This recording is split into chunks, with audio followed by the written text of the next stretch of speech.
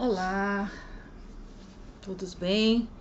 Estamos aqui de novo para fazermos um trabalho, uma conversa sobre um livro.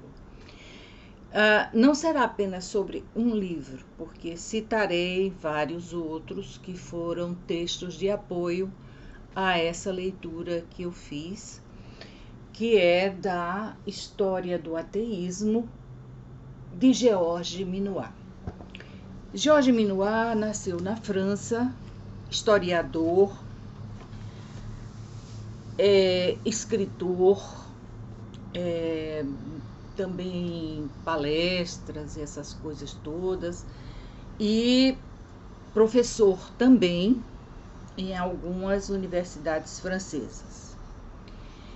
Ele tem outros livros escritos, vou citar apenas A História do Suicídio, que é dele, da autoria dele, e é um livro que pessoas que desconhecem as origens do suicídio, tudo isso devem procurar.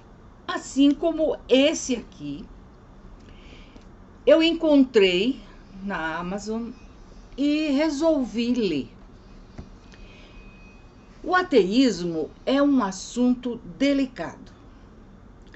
Primeiro porque ele foi bastante divulgado de maneira incorreta, criaram anátemas sobre ele, prejudicaram as pessoas que por acaso tinham a coragem de se dizer ateias. E isso nos primórdios da humanidade começou, e a pessoa mais famosa que sofreu realmente uma perseguição por causa do seu agnosticismo e também das suas ideias para a juventude foi Sócrates, né? Então nós vamos encontrar as raízes do ateísmo nos povos primitivos. Claro que eu vou ler textos aqui, porque é impossível você falar sobre um livro desse só com a memória e só com aquilo que você lê. A primeira referência importante na história do ateísmo, como texto de apoio, é a Gaia Ciência de Nietzsche. É nesse livro aqui que está aquela célebre frase de Nietzsche sobre a morte de Deus, que já havia acontecido em Assim Falou Zaratustra. Mas aqui ele tem o seguinte texto que eu vou ler para vocês. Deus morreu. Deus permanece morto. E fomos nós que o matamos. Como haveremos de nos consolar, nós, assassinos dos assassinos? Não é a grandeza desse ato grande demais para nós? Não estamos condenados a nos tornarmos nós mesmos deuses para ao menos parecermos dignos deles? Esse acontecimento enorme ainda está em marcha e ainda ele avança, ainda não chegou aos ouvidos dos homens. Gaia Ciência, livro 6º, aforismo 125. Daí nós já vemos o tom que o Georges Minoir vai dar a esse livro.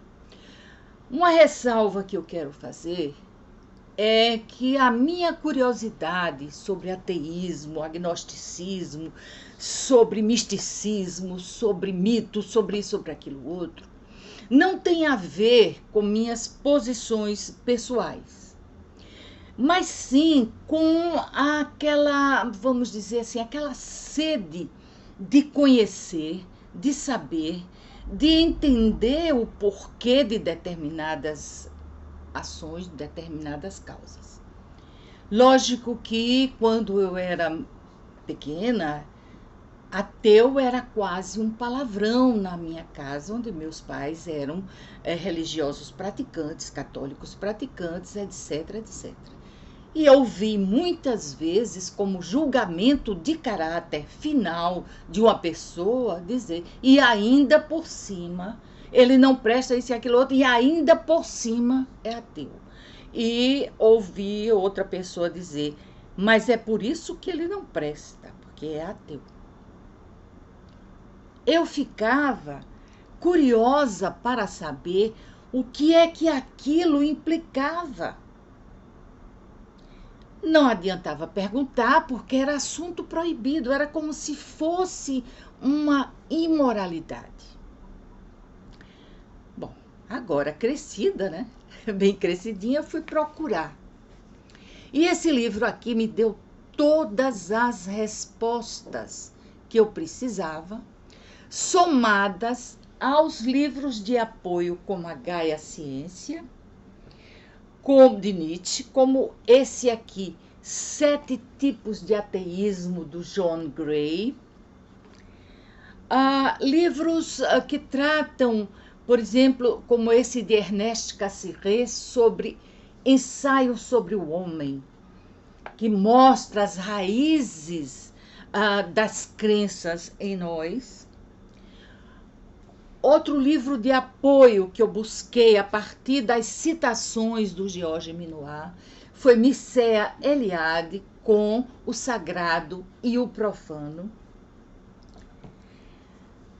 Outro livro também, porque quem quer estudar ateísmo, religiões, ateísmo, tem que procurar também mitos. E esse do Ernest Cassirer, Linguagem e Mito, traz uma boa forma. E, por fim, eu busquei Émile Durkheim, tudo por citações aqui do Georges Minoir, em as formas elementares da vida religiosa. Ninguém nasce católico, evangélico, crente, candomblezeiro, nem ateu. Nós nascemos como uma tábula rasa. Trazemos em nós, evidentemente, os genes e várias coisas que podem nos levar a esse ou aquele caminho. Mas, quando nos dizem que a ideia de Deus é inata na criatura, eu peço licença para discordar. A ideia de adoração, a ideia de Deus, ela é colocada em nós pelo nosso entorno, os parentes, amigos, padrinhos, madrinhas, aquela rezazinha que a mãe vai fazer com a gente na hora de dormir, ou o pai, ou uma madrinha, e é por aí que começamos. Uma verdadeira lavagem cerebral que torce ou coloca em você outras ideias, certo? Então, na primeira parte desse livro, Georges Minoir vai falar sobre o ateísmo na Antiguidade e na Idade Média. No seu livro História do Suicídio, ele se restringe mais à França, mas nesse aqui, ele realmente abre o leque. Então, ele vai nos dizer que esse ateísmo primitivo sempre existiu, quando os seres primitivos acreditavam no mana, que era uma energia, uma força que eles podiam tirar da matança de um animal e a força daquele animal ir para eles, das árvores, etc, etc. E isso foi progredindo consequentemente. Mas não havia nem fé nem crença. Simplesmente a crença deles era nessa energia. Tanto que em várias tribos da África, por exemplo, um rapaz só é considerado um homem se ele matar um leão. Isso na tribo dos Maasai, onde é mais forte essa crença. Não deixa de ser uma crença, né? Então, ele tem que matar aquilo para conseguir o seu nome de homem. Nós temos, nesses povos primitivos, várias nuances de fé e descrença, mas sendo a principal essa do mana, que vem através das matanças, do rio, da água, das coisas da natureza. Evoluindo depois para o trovão, para o relâmpago, para outras coisas, e daí criando deuses. Porque eles tinham medo do animal, precisavam matar o animal para comer, então eles diziam que a energia do animal ia para eles. Da mesma forma, eles, aqueles que eram, né, comiam os prisioneiros, eles achavam, não faziam isso por malícia ou ódio, mas sim para adquirir a força do guerreiro morto. Então havia o canibalismo com essa crença de que a energia daquele guerreiro, quanto mais valente, mais valorizada era a sua morte e a consequente antropofagia. O ateísmo no período greco-romano. Nós iniciamos aqui dizendo que Sócrates foi uma das primeiras pessoas, vítimas, vamos chamar de vítimas, a sucumbir à incompreensão dos seus pares. Mas os gregos aceitavam um panteísmo materialista. E haviam decretos, depois que deram início a processos de impiedade e, consequentemente, de ateísmo. Um homem que não acreditasse em nada, que não fizesse os seus rituais aos deuses, ele era olhado como uma pessoa má. Crendo eles que a aparência de ir fazer aqueles sacrifícios para Deus tal, Deus qual, Deus aquele, mostrava que no fundo você temia alguma coisa. E aquilo que eles mais censuravam era a ausência de temor às coisas dos deuses.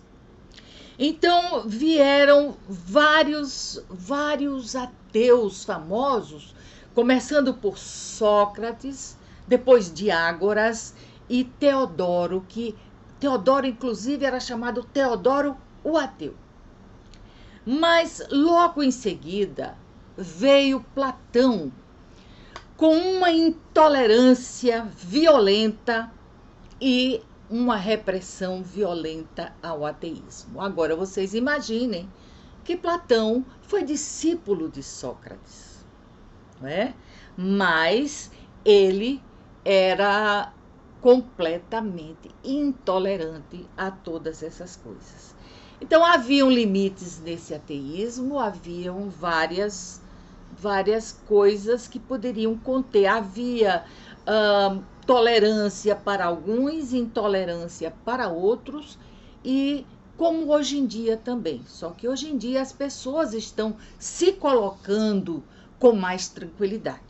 Recentemente eu ouvi que a Noruega, um país altamente evoluído, é um país de quase 80% de ateus. A evolução realmente tem tudo a ver com essas ideias agnósticas, ateias, etc. Por quê? Porque vai pela lógica.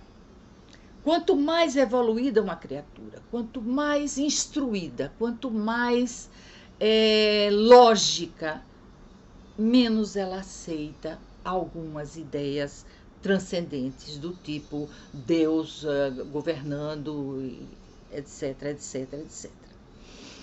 Interessante é que na Bíblia, mesmo a gente lendo com cuidado, a gente vai encontrar quando Deus diz aos seus profetas e tal, que não tereis outros deuses diante de mim, pois eu sou um Deus ciumento e possessivo.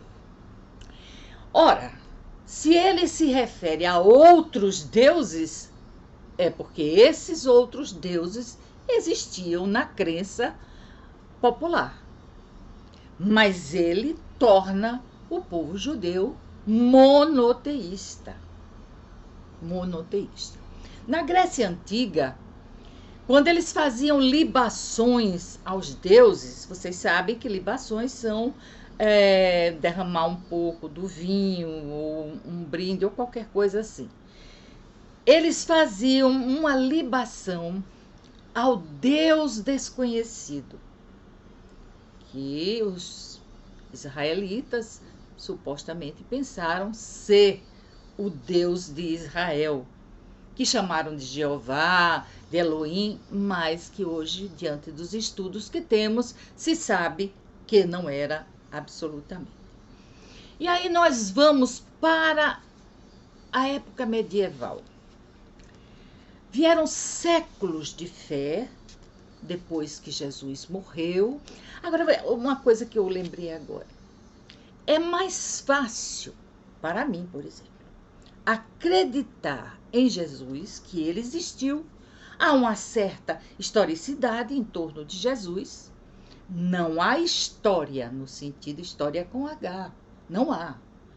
Jesus é citado de maneira muito vaga por Flávio Josefo, por Tácito, e até se sabe hoje em dia que foram interpolações em Flávio Josefo, porque não era o estilo dele.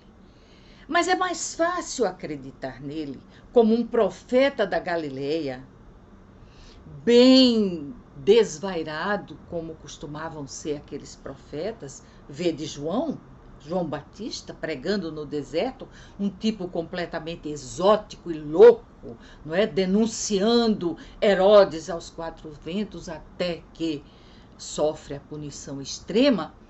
E Jesus na mesma estrada de João. Cita-se hoje em dia que possivelmente ele foi discípulo de João e depois formou o seu próprio grupo. É mais fácil crer nele, embora a passagem dele, a passagem dita história, tenha sido tão breve. Calcula-se que 3 anos apenas. Não há registro de nada para trás. 3 anos apenas. Mas ele marca. E ele consegue adeptos. E são postas na boca de Jesus muitas coisas que não se sabe se ele disse ou não. Porém, dentro dessas coisas fica, por exemplo, a ameaça com o fogo do inferno. E essa ameaça ao fogo do inferno, essa ameaça aos castigos, essa ameaça que sempre esteve em cima da nossa cabeça, é uma contradição à benevolência suprema de Deus. Deus é supremamente bom e perfeito. Então vem séculos de fé. Vem também a contribuição árabe-muçulmana para a descrença. Aqui no livro ele fala sobre isso. As seduções da razão. Porque a razão é sedutora. A razão é lógica, sedutora, incontestável. Você não pode fugir da razão pela fé. A fé não tem lastro. A razão tem lastro. Então o Minuá, Jorge Minuá, começa a trabalhar nesses textos. Por exemplo, esse capítulo 3 do ateísmo medieval, ele fala da necessidade de provas. A humanidade começou de repente, lógico, alguns homens, não é? Começaram de repente a exigir provas, a contestar certas afirmações. E esse período da Renascença foi testemunha de alguma descrença. Mas aí, com o domínio do catolicismo, eu vou dizer o domínio do cristianismo, para não ser ofensiva, mas era indiscutivelmente o catolicismo, começa um controle muito forte. Por essa época foi instalada a confissão auricular, o que permitia aos padres, monges, freis, um poder enorme sobre as massas, mas principalmente um poder enorme sobre os reis, imperadores, porque, claro, o princípio da confissão auricular é você falar todos os seus pecados. E como haviam pecados? E o pior deles era justamente a descrença. Então, mas esse controle clerical se mostrou frágil também. Porque há uma tendência nos homens para desobedecer, para fraudar, para enganar, para mentir. E os padres se baseavam muito naquelas comunidades pequenas na comunhão. Se a criatura não ia comungar, aquilo acendia uma desconfiança no clérigo. Bom, daí o nosso Georges Minoir passa para o ateísmo subversivo da Renascença. Aí a coisa ficou mais séria. Porque um padre chamado Lucien Lefebvre escreveu um livro, ele era padre, que foi encontrado depois da morte dele, onde ele faz, e o nome do livro é O Problema da Descrença no Século XVI. Deixa eu ver se eu estou pegando certo o Lucien aqui, se é ele mesmo. Deixa eu olhar aqui na página 119, para eu não enganar vocês, né?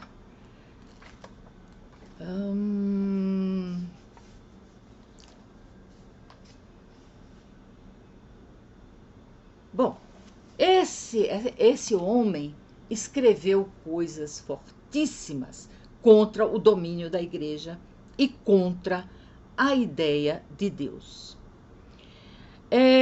Mas aí a igreja cria uma ferramenta chamada blasfêmia e começa a punir com morte ou castigos terríveis quem blasfemava.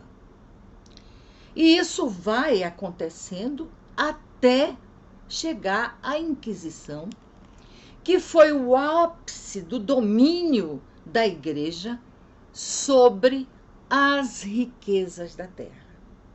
Porque é evidente, cada pessoa que era chamada de herege, que não acreditava ou que tinha outra religião, ela não tinha muita opção.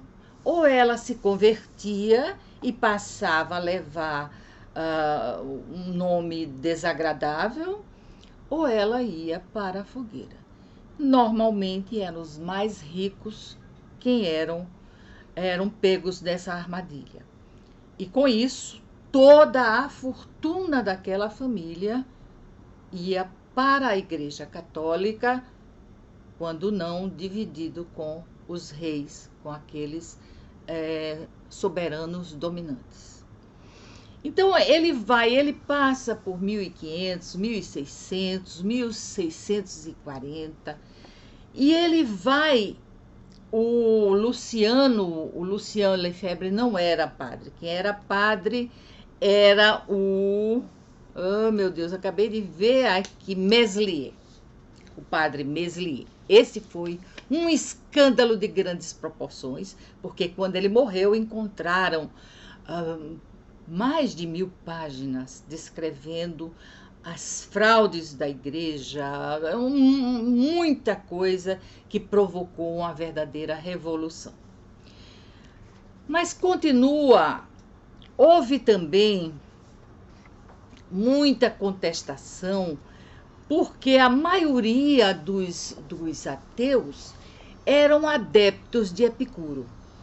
Epicuro foi um filósofo da Grécia que criou os chamados Jardins de Epicuro.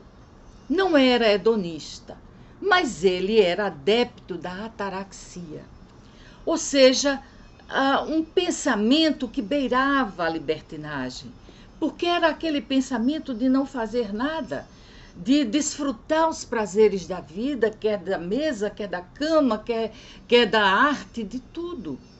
E passou a ser um anátema chamar uma pessoa de epicurista. Como vocês podem ver, vou calcular aqui o tempo, que eu acho que já estamos bem adiantados na hora. Então, eu recomendo esse livro. Lamento que o tempo não seja, vamos dizer assim, suficiente para não cansá-los de ler tudo aquilo que tem aqui sobre a existência de Deus, a não existência. Aqui, portanto, ele diz o seguinte: é, portanto, impossível provar que Deus existe. Tomás de Aquino criou um negócio lá, mas não se sustenta. É aquilo que eu falei, não tem base, não se sustenta. Todavia, Kant está persuadido de que ele existe e aquilo que sua razão pura não pode alcançar, sua razão prática pode reconstituir. A exigência moral é a única abordagem crível de Deus. A exigência moral. Porque as outras coisas, não. O homem, irremediavelmente fadado ao mal, numa perspectiva luterana muito pessimista, aspira a um bem soberano e só pode se aproximar dele pela moral. Então, vários homens de ciências, vários pensadores discutiram sobre isso e ainda discutem hoje em dia sobre isso. É raro você encontrar um cientista crente. A maioria são pessoas que vão pela fé e não creem. Então, existem testemunhos do ateísmo do século XVI e vários outros que eu recomendo a vocês que leiam. Esse é um livro que vale a pena ter na sua biblioteca. Esse capítulo aqui, os novos questionamentos sobre os fundamentos do cristianismo e hesitações do deísmo.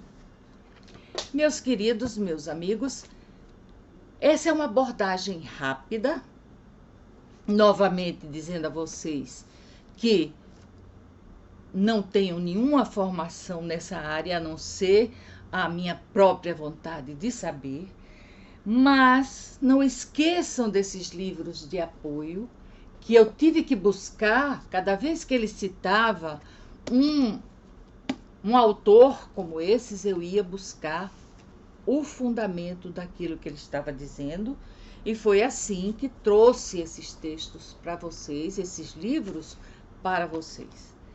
No mais, talvez consigamos continuar fazendo outra abordagem sobre ateísmo a partir desse livro aqui, se eu notar que há um interesse sobre o assunto. Então, estamos terminando a nossa conversa sobre livros, porque não é nada mais do que isso, uma conversa sobre livros. Esse livro é da editora Unesp e ele foi traduzido por Flávia Nascimento Faleiros. Então, tem 700 e poucas páginas e vale a pena. Vale a pena. Então, até a próxima, assim queira Deus, na nossa concepção e na nossa atitude quase ritual de dizermos isso. Porque qual é a vontade de Deus em torno dessas coisas tão banais? Nenhuma. Então, quando eu digo que estejamos todos bem, queira Deus, é um vício, É um automatismo que não se sustenta. Porque, como já citei em outros vídeos antes de encerrarmos, essa bondade de Deus, ela é muito indecisa. Porque um avião cai, morrem 300 pessoas, sobrevivem 2, Deus botou a mão em cima. E os outros? Então essa pergunta, só essa daí já anula qualquer coisa.